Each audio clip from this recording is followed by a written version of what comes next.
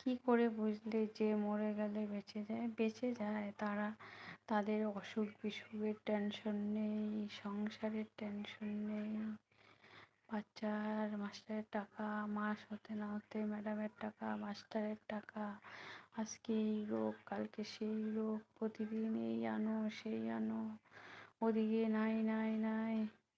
ধ্যাৎ, ভাল লাগে না। মরে দেখেছিলে নাকি? না মরলেও মনে হয় তার আর সংসার করতে হচ্ছে না, তার এই রোগ সেই রোগ তো হচ্ছে না, সেগুলোর থেকে তো বেঁচে গেছে, এগুলো মনে হয়। ভাল লাগে না।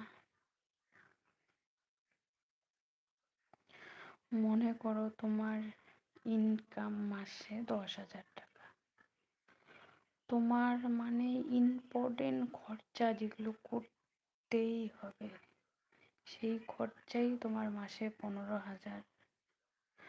তাহলে সেই সংসারে কি শান্তি, আরাম বা সুখ থাকে, বা বেঁচে থাকার আনন্দ থাকে?